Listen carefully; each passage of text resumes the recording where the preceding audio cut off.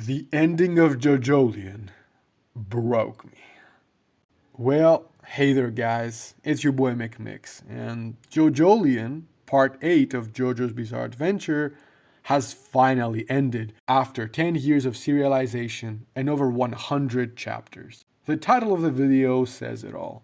To say that I'm disappointed with the ending would be an understatement. I gave the ending a lot of thought, and in this video I will demonstrate how Araki completely botched Jojolion's ending, and how the ending of Jojolion betrayed the core themes of this part.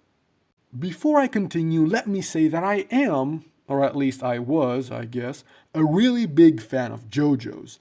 I've bought the manga, I've purchased a lot of merch, I've suggested JoJo to many people, so this entire video comes from the heart of a fan, not a JoJo hater or something. Araki's previous part, Steel Ball Run, had a pretty satisfying conclusion, and we were finally back to the town of Morio. And as for the protagonist, Gappy, and the Higashikata family, I just fell in love with them the moment I saw them. Just the concept of a family of stand users, that's just crazy. Also, spoilers ahead. By the way, I'm gonna spoil the ending. A good narrative should communicate its themes clearly and express these themes as best as it can through the characters and their decisions. And this is where Jojolion failed spectacularly. Now, the core themes of Jojolion have been repeatedly mentioned by the author Hirohiko Araki, both within the manga and during interviews. Jojolion's themes are family and lifting a curse.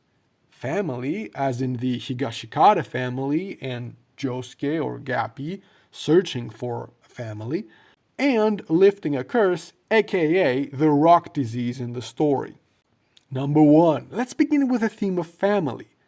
Now, let's search for the theme of family in the last arc and the emotional peak of the manga. Oh, okay, it's nowhere to be seen. The Higashikatas are unable to cooperate, communicate, and face Toru's threat, only to be saved by a ridiculous deus ex machina in the end. Araki wrote an entire family of stand users and never had them face any threat as one, as a family. This stuff basically writes itself. We never got to see Jobin, Joshu, Hato, and the other members work together.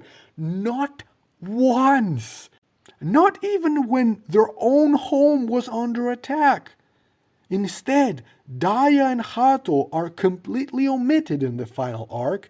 Jobin receives perhaps the most unceremonious death in all of JoJo, dying from a spray can in a dark corner of the house. Tsurugi is literally nowhere to be found in these crucial moments for the family, and Joshu is robbed of any character growth, and acts like a buffoon before he's quickly incapacitated.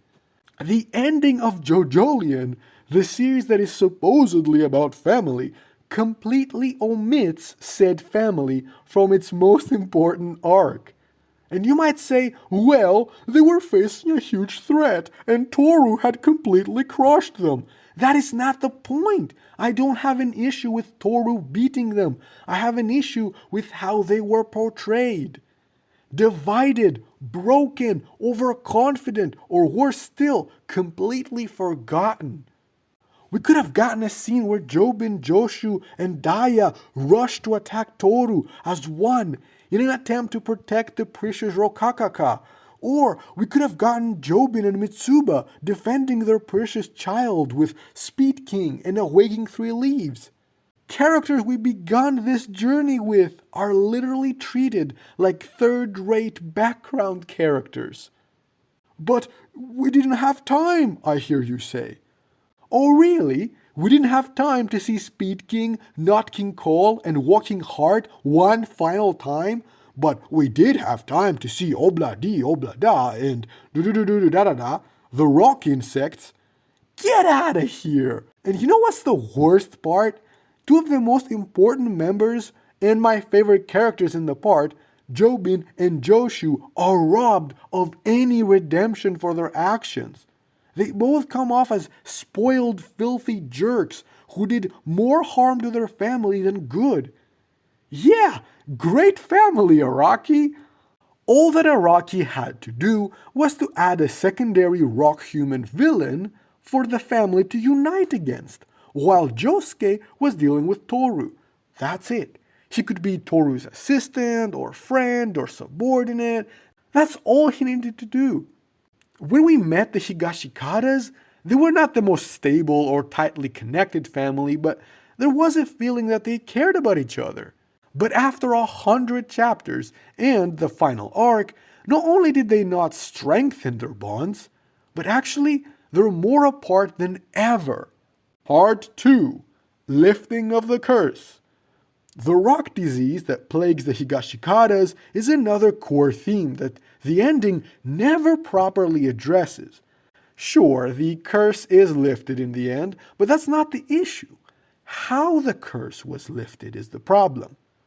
From early on in Part 8, the characters make it explicitly clear to Josuke and the audience that in order to save Tsurugi, they will either have to sacrifice another member of their family or use the magical Rokakaka fruit.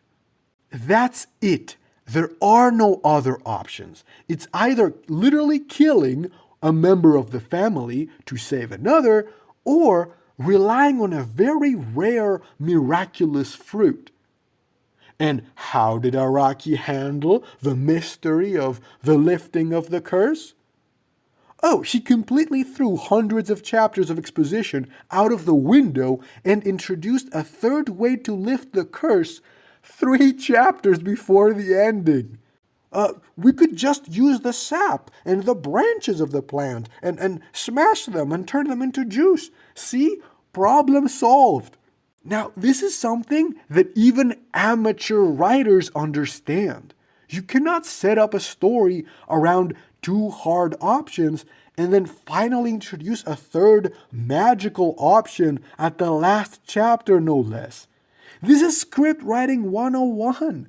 Araki sent all of his readers into a wild goose chase for 100 chapters, with fans theorizing about who's going to get sacrificed and who is going to eat the Rokakaka, only for him to pull a solution out of nowhere. This is bad writing, period. You create an expectation on the reader and then never deliver. So yeah, Jojolion's ending failed to deliver on both of its supposed themes. And don't get me started on Kyo or Josuke and the golden experience go beyond bubbles, or how the flash forward was retconned, or how broken Wonder of You was. So far, I haven't even seen one JoJo fan who actually likes this ending. Jobin, Joshu, Kyo, Daya, Hato, Tsurugi, where are you guys? What happened? Oh my god, I'm so sorry guys, but I've lost it. I've lost it. And you know what? After all this, I'm not sure I can consume any other JoJo. I know that Part 9 will be announced in the next months, and a lot of people who are like really high on copium are saying, oh wait, maybe Part 9 is a direct continuation of Part 8 that will solve all of the plot holes. No, it won't. No, it won't. This is a totally wrong mentality. With the earlier parts, yeah, they were kind of silly and they weren't that consistent. Yeah, but they had a beginning, a middle, and an end. This story meanders for 100 chapters and then it doesn't even deliver.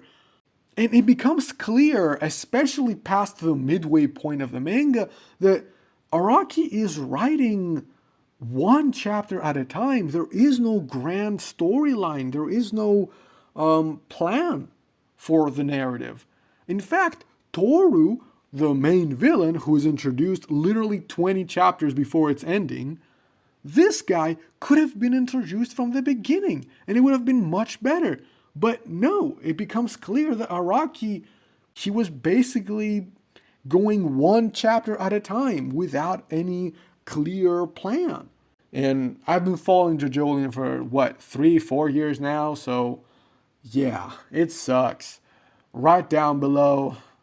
Write write in the comments down below. What do you think about Jojolion? About the ending of Jojolion? Did you like it? Did you enjoy it? As always, if you like this video, hit like and smash the subscribe button. I'll probably make one more video on Jojolion because I have so many things to say. But again, it's not a guarantee. If you want me to make another video analyzing more issues with Jojolion, comment down below and let me know. Thank you very much. See you next time. Rock insects.